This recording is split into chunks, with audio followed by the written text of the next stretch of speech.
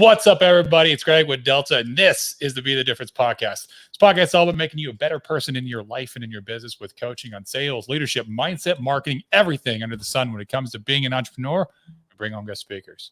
Today, I've got the honor and pleasure of welcoming Miss Erin Marcus. Erin, how are you? I'm awesome, and now I'm even more excited. I was sending out connect videos this morning and apologizing for having had too much coffee, but now I feel like I'm exactly where I'm supposed to be. I like it. Got the right amount of energy. I love it. Exactly. So for those of you that don't know Erin Marcus is the founder and CEO of Conquer Your Business, an international company helping driven entrepreneurs and small business owners get the financial and emotional freedom they need to build a business and a life that they're proud of. Having made a successful leap from corporate executive to entrepreneur, Erin uses that experience along with her MBA education and street smart upbringing to help her clients reach heights they've never dreamed possible and have fun doing it. Erin's also an international speaker and the host of the Ready Yet podcast. Erin, thank you so much for coming on. I sound so fancy. You do sound fancy. I like it. It's the fancy way of saying I was a juvenile delinquent, and then I got my head out of my butt and got an education and did some things. That's typically how it goes, isn't it? That's basically what happened. Yeah, I was kind of a mess up, and I did a lot of stupid stuff. But then I realized, I could do better. I realized, I always knew the rules didn't apply to me, but somewhere along the way, I also realized that if I wanted to have any kind of life, I had to put a few ducks in a row and make some things happen. Yeah, absolutely. So what was that like for before you got your head out of your ass? Well, okay. So in all fairness, my mother was the one who thought I needed to get out of my head. I thought I was fine. I mean, I was having a great old time. But I remember what's so hysterical was, Chicago public schools in the 70s and 80s. Mm-hmm. So everything you're hearing on TikTok about Gen X raising themselves, total feral generation. Yes. Yes, totally. And no one had any idea what we were doing. That's why I had so much trouble with social media. When that first started, I spent my first 20 years of my life making sure no one knew what I was doing, right? That was the thing. Flying under the radar. Right, flying under the radar, exactly. And then I remember one of my roommates, so I went out of high school and into college more because I tested into it than anything grades would have. You have to go to school to get grades. Yes. But you could test out. So back then you could. And here I was, freshman in college, with a friend I had made live down the hall. And I remember her going off one day about how everyone had lied to her. Because here I was, this total juvenile delinquent from the city, party, everything you're thinking of. And here she was from the Chicago suburbs, in every club, straight A's, because what they told her was, you'll never get into college, right? Except here we were living next door to each other and taking the same classes. So yeah. She felt a little put off that she didn't get to live her life like you did. Right. You get to party and live it up. Right. I don't know that you can do that today. Actually, you probably can. You probably can. You probably can. I mean, you just have to. I went to school in the 80s and 90s, and I was in 2000s. And I was I didn't party a lot, but I did not get good grades. For all intents and purposes, I should not have gone to college. Me too. I did better in college. It was more way better in college. I did way better in college. And this is what I say about this. At least I got the chaos out of the way before it mattered. Yeah. Right. When I was young enough where we weren't doing permanent damage. Right. You see these memes now. It's going to go on your permanent. We were all very scared of our permanent record. I still don't know what that is. At least I screwed up when it didn't matter. It was free. I was underage, Yeah. Same. And then I had some screws. So there's this one time, man, I was a senior I was about to be a senior in college. It was a summer between my junior and senior year. And I was an ROTC scholarship kid. So I guess, which I shouldn't have got that scholarship either because my grades were terrible. I graduated high school with a 2.5 GPA. Oh yeah, I couldn't tell you. I was had a bunch of D's on my record.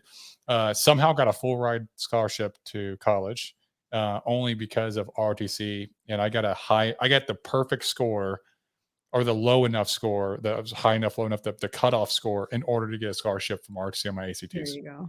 So I tested in the 99th percentile. Okay. And then I would get D's on my report card because I didn't go. So I would get A's on the test, and I would get, because I would read the books, because I love learning. Learning was not the problem. Learning people were the problem. Learning was not the problem. Yeah, So it's I similar. would read the books while I was at work. My senior year of high school, and this is, this is the difference. My senior year of high school, I worked 60 hours a week at a job. So you had that work ethic early on. I've always had the work ethic. Mhm. I'm only willing to apply it to what I want to apply it to. Yeah. So it wasn't the same as lazy, or it really has more to do with, I just don't handle things that if I don't see how they make sense, if I don't think it matters, there's not a chance of it, which is why I'm completely unemployable at this point in my life. Yeah, absolutely. Absolutely. So this summer between my senior and junior year of college, I was with some buddies and we got a bunch of fireworks, and it was like after the 4th of July and we're just blowing off fireworks. We ended up catching this property on fire, and it literally the whole property went up. The whole property. It was farmland. It was on the country. We're in the middle of nowhere. And man, I was so scared. I was like, man, I'm gonna get my scholarship taken away. Cops are gonna get involved. All those things that happen. And it just, the guy that owned the property, he was like, no big deal. Like, I needed to get some of the stuff off my property anyway. See, now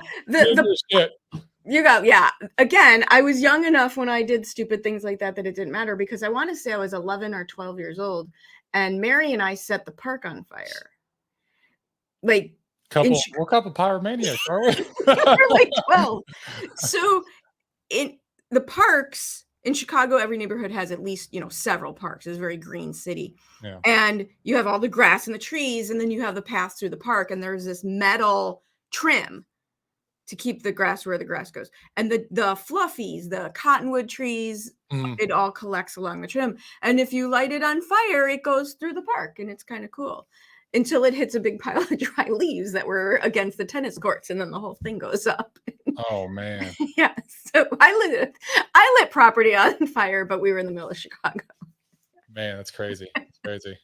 Yeah, it's funny how those things, I think the circumstances and the situation could have been lined up to where I could have got arrested. I could have lost my scholarship. Like, there's so many things that could have happened. Someone could have gotten hurt. You could have got hurt. Yeah. Yeah. I mean, for all the trouble that I was always in, it wasn't hurt other people trouble. Mm-hmm. And I think there's a big difference. Yeah. In innocent trouble, stupid trouble. Yeah. My brother was king of stupid trouble. Mm-hmm. As opposed to hurt other people trouble. Well, it's kind of thing. I think having those experiences make you very thankful, and it teaches you a lesson, right? It makes you very thankful to be where you are, have a sense of gratitude, but also just the experience that it teaches you, being a delinquent, it can, so here's the deal. And this is what I have the fancy education. I got it later. I have the MBA. I have the corporate C-suite level experience. It all came later. Yeah. What I learned as a kid that has served me so well. So again, Chicago in the 70s and 80s with all the immigration waves. So my brother and I once counted, I went to public school, meaning no one had any money, negative money, right? Everyone's just trying to survive, with people from 22 different countries. No one spoke English. Right? But your kids, there's no Google Translate, there's no internet, but your kids, and you just want to be together and play together, and you figure it out. And what I learned that has served me so well is people are just people. We're all extremely different, and at the same time, all extremely the same. I think a lot of fear comes from unknown, right? When there's something that's unknown. Years later, when I owned my franchise and I would train new franchise owners, they would come to Chicago and I would teach them how to do things. I would have people from smaller and different areas, and we would be at meetings and out in the world doing our thing. And so many times someone would say to me, what did they say? What did they say? What did they say? Because no one around me is speaking English, right? They're speaking 17 different languages. And it doesn't faze me. I don't see that as weird. But if you're not used to it, it can be unsettling. Yeah. And so what I learned is that people are just people. We can connect very easily. And, to bring this to business for your audience, though we could talk about juvenile delinquent very easily, connect as a human first. And I'm literally finishing up an ebook that I'm writing called Connect as a Human First. And even though we were getting in trouble, we were all doing it together, right? We were doing it together. Yeah. And that ability to communicate and just meet people where they are and figure it out and not approach it with fear or anything except curiosity is what I think for me carried me over until I got my head out of my ass and could do something with that information. Yeah. No, I agree. Very well said. Very well said. It's the journalism degree once I got my head out of my ass. Right? So how did you go from that to school to I don't know. executive C-suite? Step by over delivering. Yeah. I have no attention span and I love information. I just absorb information. I love learning new things. I love doing new things. And this whole idea that while I knew the rules didn't apply to me clearly, I also knew there was zero entitlement. Whatever I was going to have, I had to create. I mean, I've been supporting myself financially. I got my first regularly scheduled job at 13 years old. Right. So yeah, I had a roof over my head. We had food on the table and everything else beyond that was on me, including coming up with the money to take the public transportation to school. Okay. So I always knew I had to take care of myself because I did. And so when you combine a little maturity, thank God, with loving learning and a drive that told me I had to take care of myself, whatever I wanted, I was going to have to create it. I got good at my job, whatever that job was. And I would overperform. And it took me a really long time. I was well into my 40s before I ever sat down and decided what I wanted to do. My path has always been do a great job at the job that I had. And then the next door would open. And then you do a great job at the job that you have. And then the next door open. And at the same time, you don't wait. I think that's one of the things that I don't understand going on right now is I didn't need a social movement called the Great Resignation or quiet quitting to tell me to leave every job I hated. If I hated it, I was out of there. I've been the same way. Since the first job I applied to when I was 16 quit in a huff at 16. Yeah. Totally. The first job I worked at was called Convergys. I still remember this. I worked there for 4 days. And it was I sat in front of a computer and we took calls, and it was like people that were calling that were complaining about some product or service. And there was like 8 different products we worked with from 8 different companies. So when they called, we asked what company they're calling about. And then we were on a computer screen. You picked the company, had a list of products, they told me the products. And then I had to go through a troubleshooting to help them out. Right. And I had some of the weirdest calls. And I after the first day, I was like, I hate this. Second day, I was like, I don't know if I can do this anymore. Third day, I was like, I'm definitely quitting. Fourth day, I walked in. Fourth day, I was like, hey, this ain't for me. Like, this ain't for me. I can't do this. I babysitting for 2 families, and I call that a regularly scheduled job because those families had to go to work. So I babysit, and I just laugh like how things were different. I was 13 years old in charge of other people's children. I babysat also as a young kid. I think I started babysitting around 12, 13. Yeah. 12, No, actually, my first babysitting gig, I think it was about 10 because it was my nephew. Well, and my brother, that we were left alone from the time, if you could lock the door behind you, you could be out on your own. Yeah. But it really was that combination of work ethic, knowing I wanted money, no attention span, loving learning, just ended up working in my favor because it certainly could have gone in a different direction, but ended up working in my favor. And doors open for you. And while I 100% agree, there's a lot of things that have to change. There's a lot of things that have to change systemically in different institutions. Mhm. Like, hands down, 100% totally agree. However, what I don't understand is people waiting for that change to happen before they make something of their own life. Like, How do you get people to make a change before that happens? I don't even That's care. the question, right? You don't. Yeah. I think that's one of the things that I love about owning my own business and working with who I work with. Mhm. I call it preach to the choir when I teach it to other entrepreneurs and business owners in marketing. Preach to the choir, because right, we know the phrase "don't preach to the choir." Don't, oh, you're preaching to the choir. I am the other way. I don't want to convince you of anything. I have zero interest. Like, I have responsibility to people, not for them. Mhm. Show up, do a good job, serve at the highest level I can serve. What you choose to do, I call it, like, invested disinterest. I really don't have an attachment to what somebody else chooses or chooses not to do. Mhm. Best of luck to them. If you want it, I am here for you. But if I can't want it more than you do, I can help you through it. People get stuck. I totally get that. But if you're doing the work and you're trying and you're curious, I'm all over it. Mhm. But as soon as somebody blames that external for all the problems, For I lack don't of handle that accountability. well. Yeah, I don't, those people don't like me. Those people don't like, I saw a woman, Those this people is don't so like funny. anybody. No.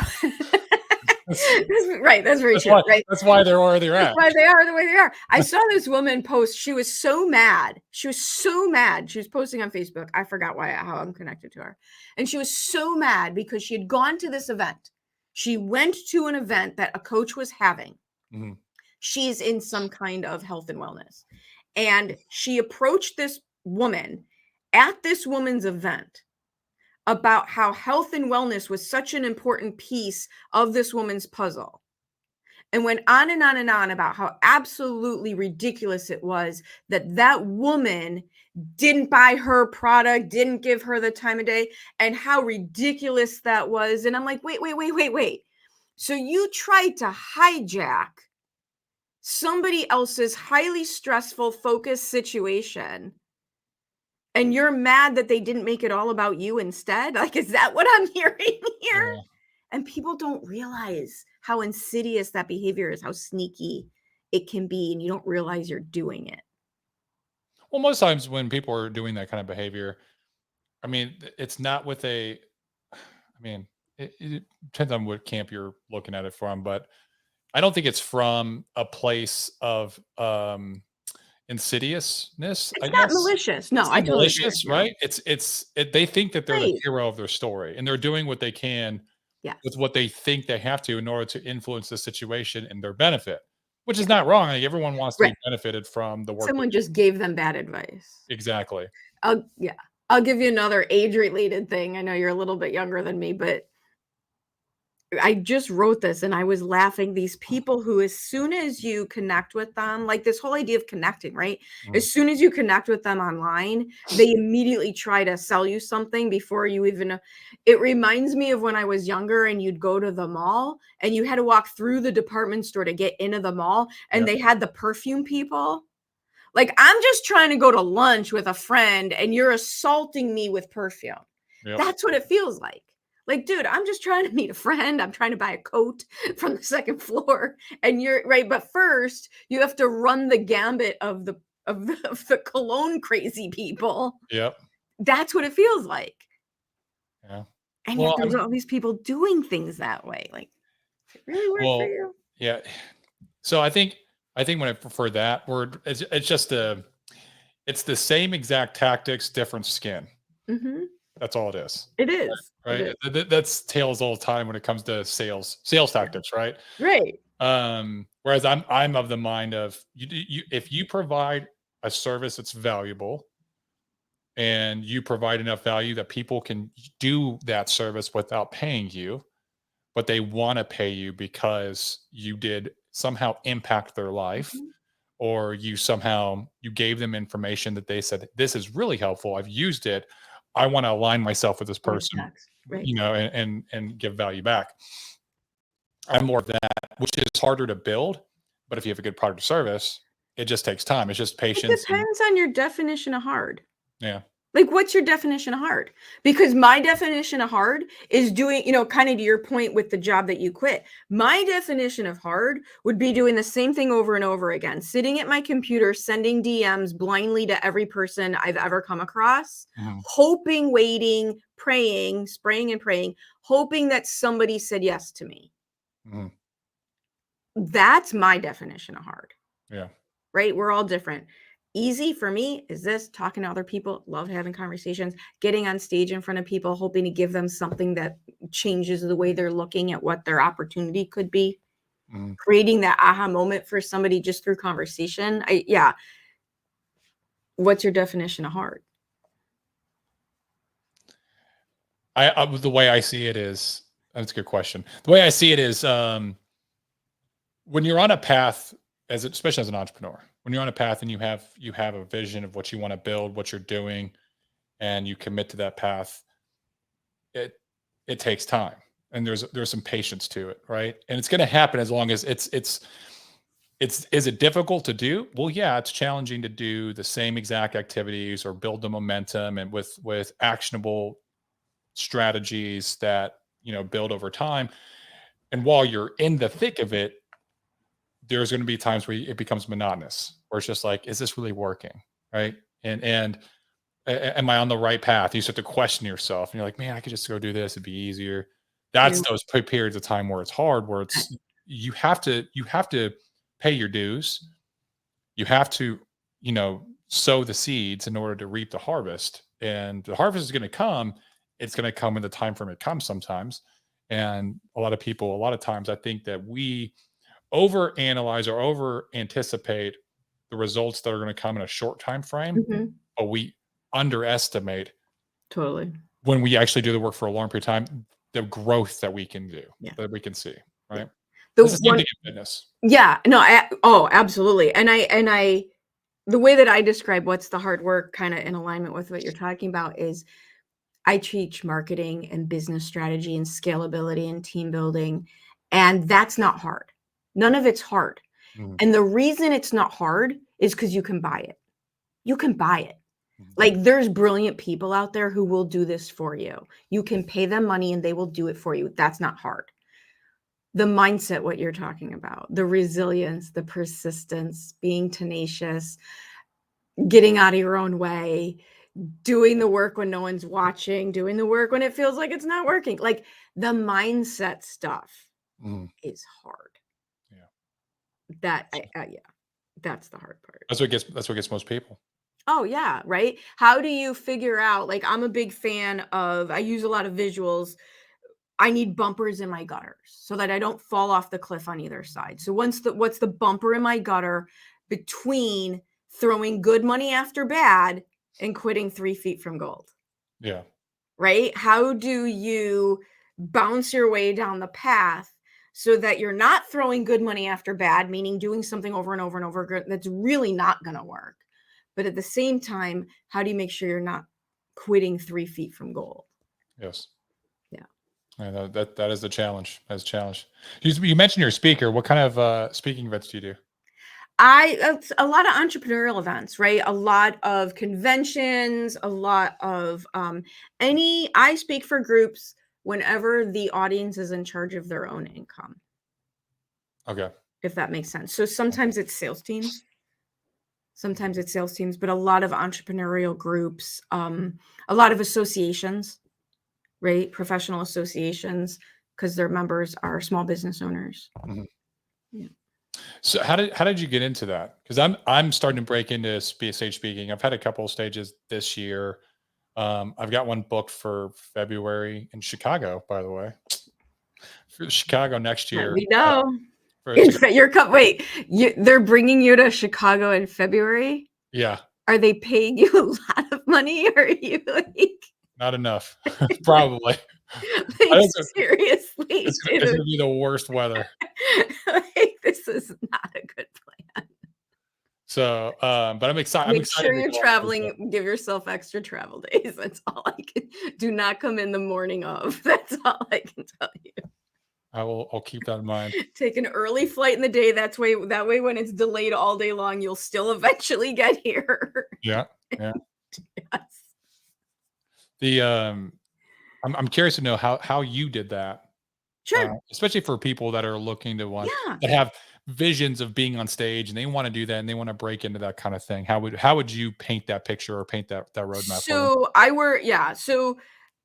I always I worked and on I was on stage even as part of my corporate job. So it wasn't unfamiliar to me. Mhm, Um when I decided to make speaking, I made speaking part of my client acquisition system.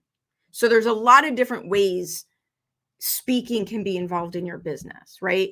There is client acquisition, meaning I speak for free, but I'm allowed to make an offer, so I make my money on the back end.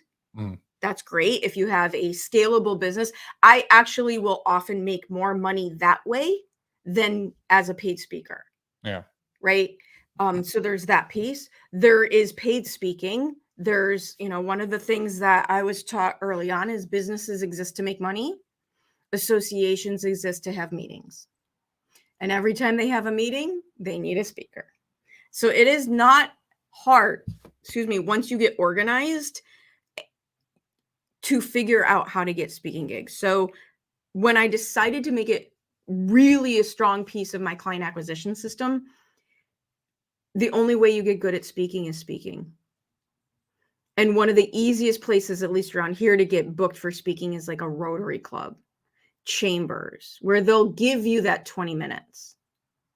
And so you kind of cut your teeth in very non-threatening environments mhm, and watch the audience, what's landing, what's not landing.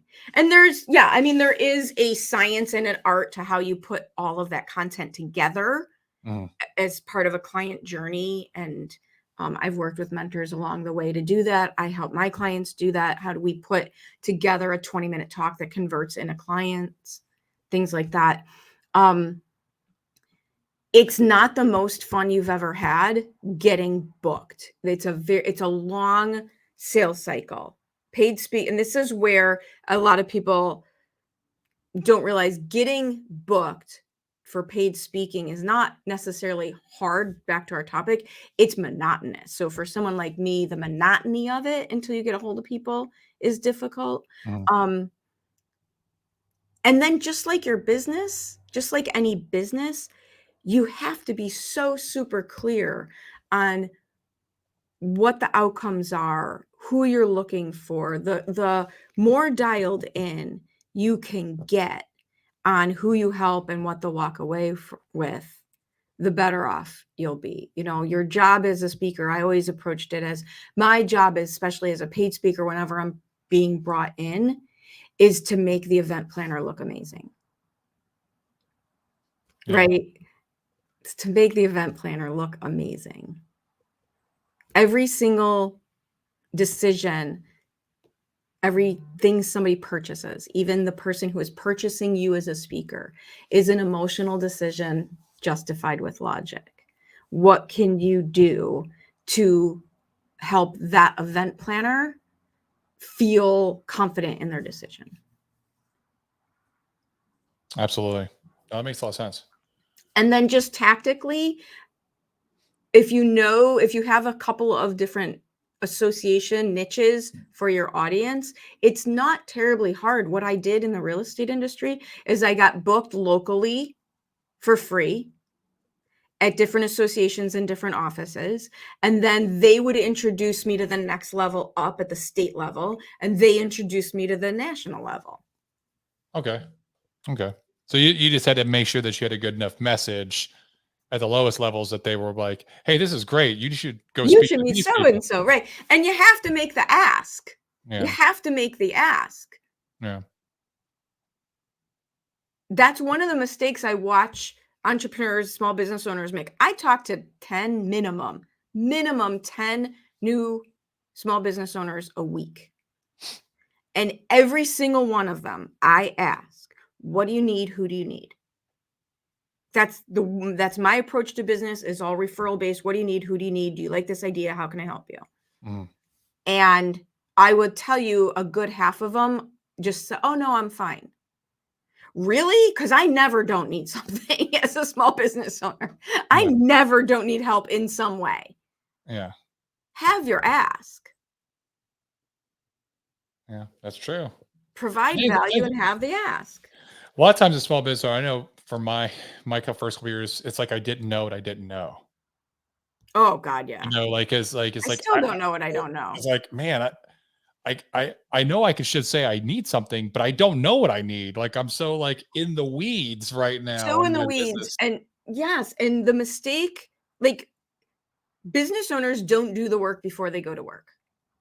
They don't do the work they need to do before they go out and go to work. They go to the networking event. They want to do all these things. And what that happens is they do random acts of marketing. They do random acts of business. They're doing in 7 different directions because they haven't done the very not sexy work of sitting down and figuring it out. Mm. It all needs to be reverse engineered. It all needs to be reverse engineered, right? It can all happen. It can happen quickly. It can happen simultaneously. In one of my programs, we do personal brand in front of scalable self-managing businesses, right? How do we create the person? Because most people, most small business owners, entrepreneurs start out as a personal brand. They are the business. Yeah. And then they can't get over the bridge to business owner. Because they know how to do the thing that the business does, but they don't know how to be a business owner. Yeah. And they don't know how to reverse engineer what they're trying to create. Reverse engineer the personal brand, kind of like what you just said with speaking. Reverse engineer a scalable business. Okay, what am I trying to build? What does it look like? What is it, right? Who is it for? Who do I want to talk to? I know people roll their eyes at me if I say client avatar, so I've stopped saying that. I just ask people, who do you want to talk to? Right? Yeah. Like, they don't get as mad at me about that. Yeah. You got to do the work before you go out into the world and go to work so that you're less susceptible to being led astray by the shiny object, by the marketing of some kind of insta tactic. Just do this one thing, right? You want to make yourself less susceptible to going off the path, because your subconscious, your brain's job is to keep you alive. You start making a move that it thinks we're all going to die, it's going to get really, really tricky on you and throw some kind of distraction at you. Absolutely. Right? That's how that works. Welcome to being human. You're up against subconscious programming. You're up against the neural pathways, the rivets in your brain that have told you what is and is not. And a way, not the only way, but a way to break through it for me is to know before I even start my day. Mm. Very clear. What is the outcome I'm trying to create? So that I can do things, test them, track them, measure them, and make data-driven decisions for the next round instead of reactive decisions because I'm freaking out.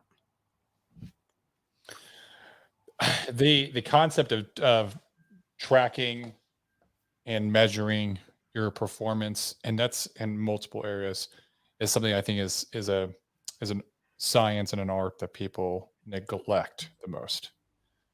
Oh, it's brutal. And that's in all areas. That's in their relationships. This is in their fitness. This is in life, in their business.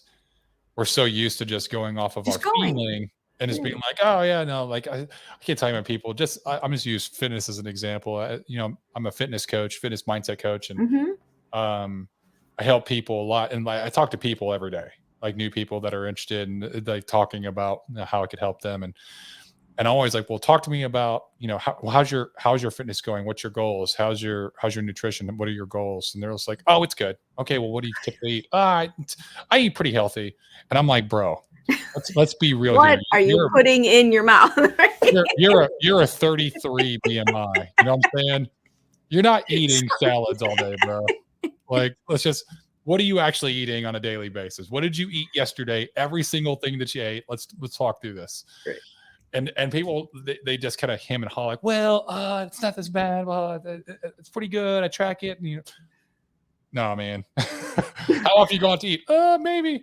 I've had people be like, oh, 4 times.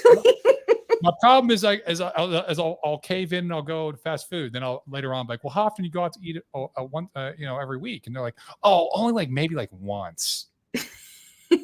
If your problem is you're falling victim to going out to eat so often that it's affecting your weight and you're obese, don't then be like, oh, it's maybe like once a week.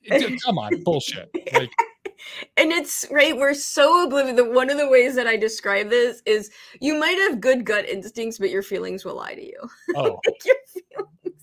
And we have I was just talking to one of my programs, my clients today, about one of the things that has helped me move further faster is learning how to separate self-worth and the stupid ass things that I do, right? Like nothing is good or bad. It just is. This is what I did. It is what it is.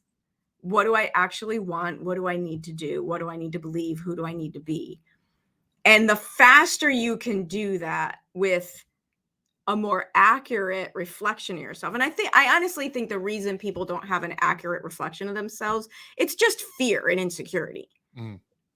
It's just fear and insecurity. And we all have it. Well, because then we'd have to acknowledge and admit that, hey, we're the problem.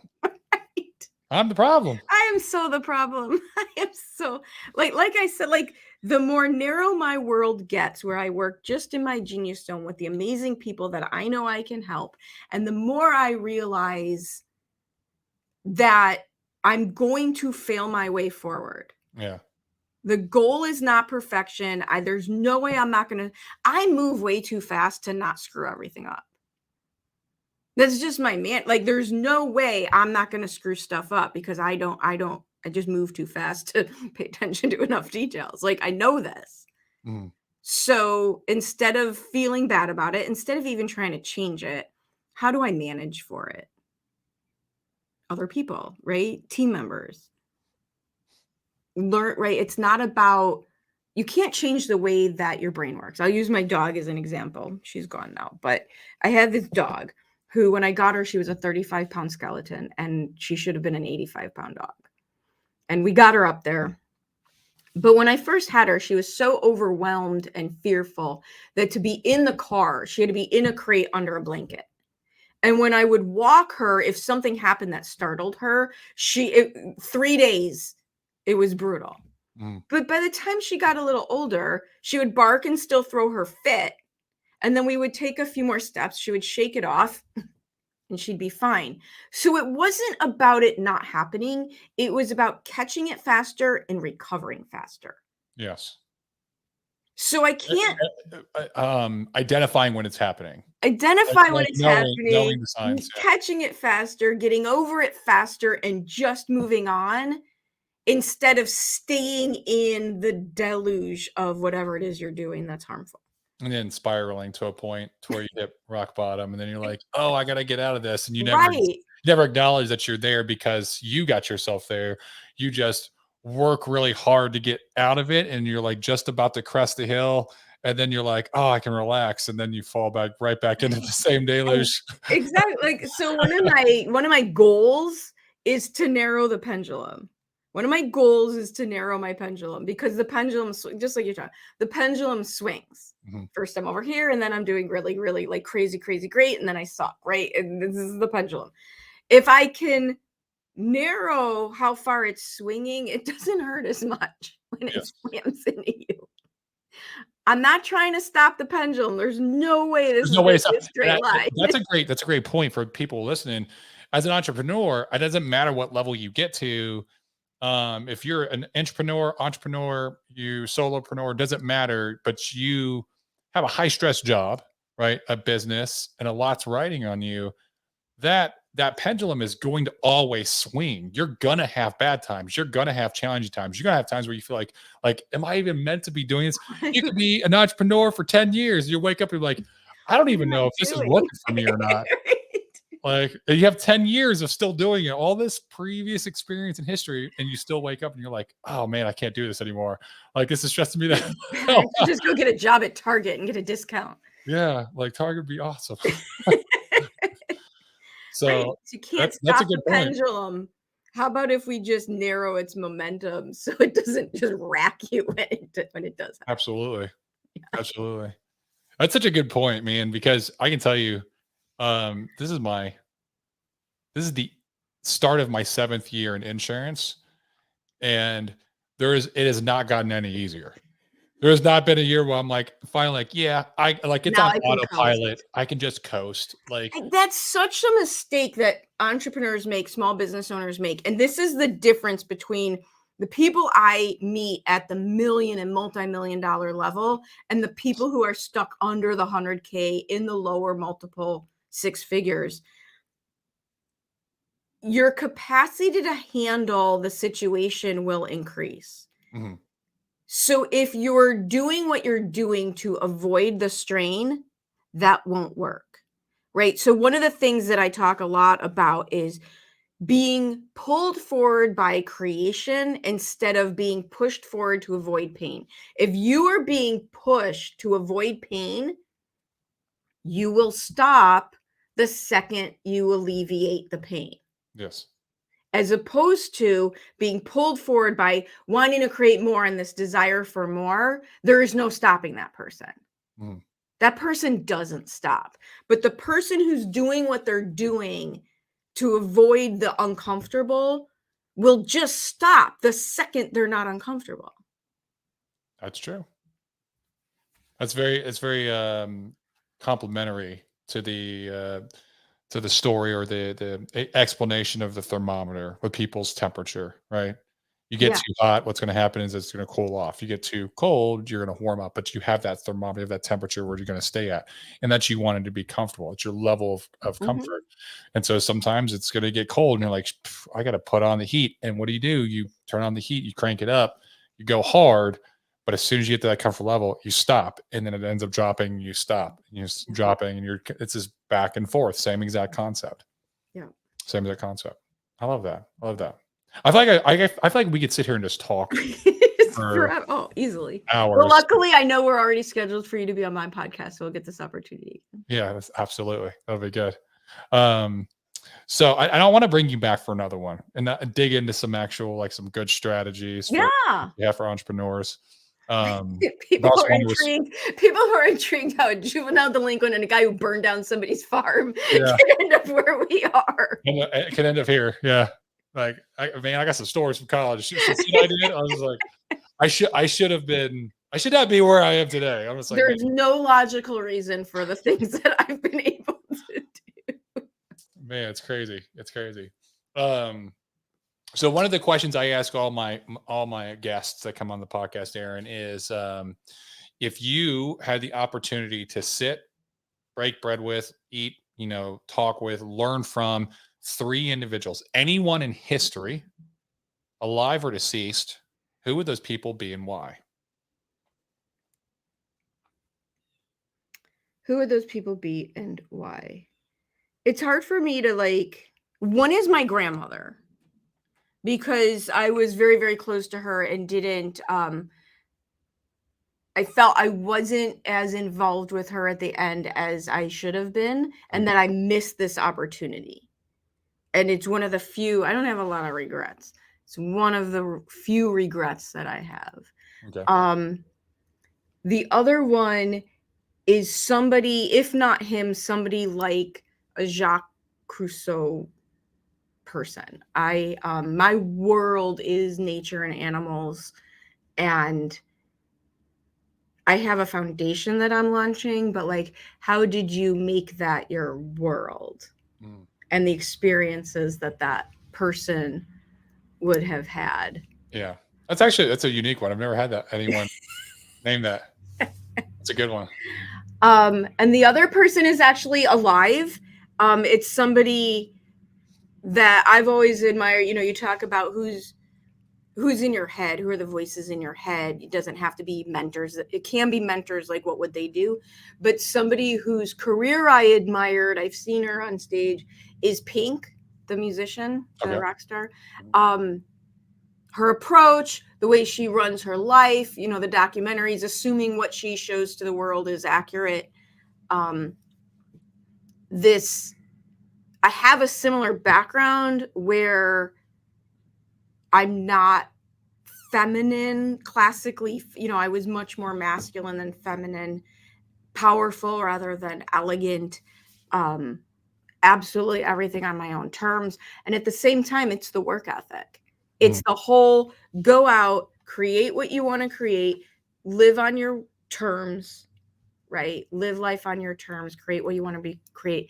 And I also appreciate that there's no glossy, there's no lie, right?